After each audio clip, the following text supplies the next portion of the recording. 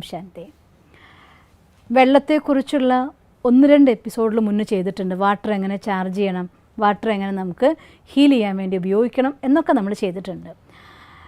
എങ്കിലും എങ്ങനെയാണ് 2 കപ്പ് മെത്തേഡിൽ വെള്ളം നമ്മളെ സഹായിക്കുന്നത്? ആ വെള്ളം കുടിച്ചാൽ തന്നെത്താൻ ഡ്രീം വന്നോളൂ എന്നൊക്കെയുള്ള പല ചോദ്യങ്ങളും എന്നോട് പലരും ചോദിച്ചിട്ടുണ്ട്. അതിനുള്ള ഉത്തരമായിട്ട് ഞാൻ നിങ്ങൾക്ക് പറഞ്ഞുതരികയാണ് എങ്ങനെയാണ് വെള്ളം നമ്മുടെ ശരീരത്തിൽ അതിന് സഹായിക്കുന്നത് എന്ന്. അമ്പലങ്ങളിൽ പോയിട്ട് തീർത്ഥം വാങ്ങി കുടിക്കുമ്പോൾ ശരീരത്തിൻ്റെ രോഗം മാറുന്നവരുണ്ട്. കൈയിട്ട് പ്രാർത്ഥിച്ച് വെള്ളം കൊടുക്കുമ്പോൾ മറ്റുള്ളവർക്ക് രോഗം മാറുന്നതായിട്ട് നിങ്ങൾ കേട്ടിട്ടുണ്ടായിരിക്കും. ഇതൊക്കെ ചെയ്യുമ്പോൾ ഉണ്ടാവുന്നതായിട്ടുള്ള സയൻസ് എന്താണ്? നമ്മൾ കുറച്ച് വെള്ളം എടുത്തിട്ട് ഒരു മനുഷ്യൻ്റെ മനസ്സിലെ തോട്ട്സ് എന്ന് പറയുന്നത് അത് വെള്ളത്തിൽ മാത്രമല്ല വായുവിലും ഖരപദാർത്ഥങ്ങളിലും എല്ലാം പ്രകമ്പനം ഉണ്ടാക്കിക്കൊണ്ട് പരക്കുന്ന ഒന്നാണ്.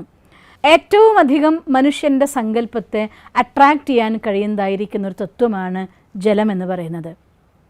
അതുകൊണ്ട് 2 കപ്പ് മെത്തേഡിലോ അല്ലെങ്കിൽ വെള്ളം ചാർജ് ചെയ്ത് 1 കപ്പ് വെള്ളം എടുത്തിട്ട് ആ ചാർജ് ചെയ്ത് കുടിക്കുമ്പോഴോ സംഭവിക്കുമുണ്ടാകുന്നതായിട്ടുള്ള സയൻസ് ഞാൻ നിങ്ങൾക്കിന്ന് പറഞ്ഞു തരാൻ വേണ്ടി ആഗ്രഹിക്കുകയാണ്.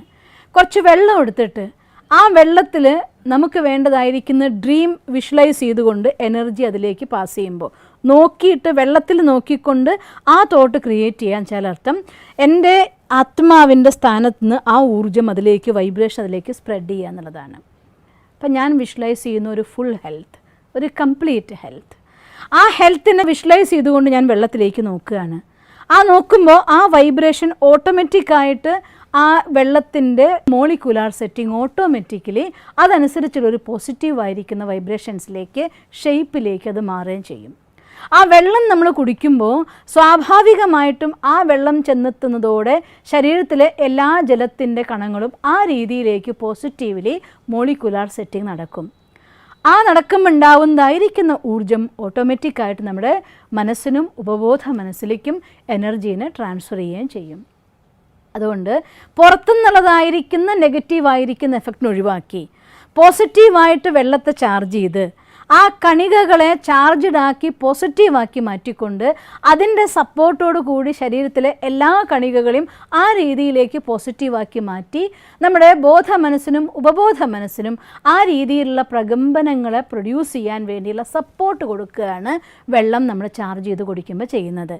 അങ്ങനെ ചെയ്യുന്നതിലൂടെ ഉപബോധ മനസ്സിന് കിട്ടുന്ന ഊർജ്ജത്തിൻ്റെ സഹായം അതിൽ നിന്ന് അതനുസരിച്ചുള്ള പോസിറ്റീവ് തോട്ട്സ് ക്രിയേറ്റ് ചെയ്യാനും എഗെയിൻ നമ്മളിലേക്ക് ആ പോസിറ്റീവ് തോട്ട്സിനെ എഗെയിൻ സ്പ്രെഡ് ആക്കാനും അത് അന്തരീക്ഷത്തിൽ നിന്ന് സിമിലർ ആയിരിക്കുന്ന എനർജി നമ്മളിലേക്ക് അട്രാക്റ്റ് ചെയ്യാനും സാധിക്കും.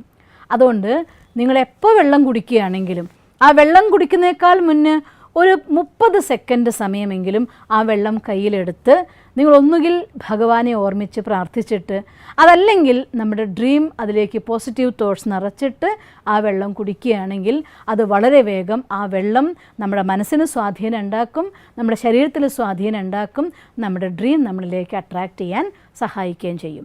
അതുകൊണ്ട് വെള്ളം കുടിച്ചതുകൊണ്ട് ഡ്രീം അട്രാക്റ്റ് ചെയ്യപ്പെടുമോ എന്ന് ചോദിച്ചാൽ അതിൻ്റെ പിന്നിലെ സയൻസ് ഇതാണ്. ഇതിൻ്റെ സപ്പോർട്ടോടു കൂടി നമുക്ക് വളരെ വേഗം പോസിറ്റീവ് തോട്ട് ക്രിയേറ്റ് ചെയ്യാം, നമ്മളിലേക്ക് പോസിറ്റീവ് എനർജീനെ അട്രാക്റ്റ് ചെയ്യാൻ പറ്റുകയും ചെയ്യും. അതുകൊണ്ട് എപ്പോൾ വെള്ളം കുടിക്കുകയാണെങ്കിലും ഒന്നുകിൽ പ്രാർത്ഥിച്ചിട്ട് വെള്ളം കുടിക്കണം, അതല്ലാന്നുണ്ടെങ്കിൽ നിങ്ങൾ ഡ്രീം വിഷ്വലൈസ് ചെയ്ത് ചാർജ് ചെയ്ത വെള്ളം കുടിക്കൂ, എപ്പോഴും ചാർജ് ആയിട്ടിരിക്കൂ. ഓം ശാന്തി.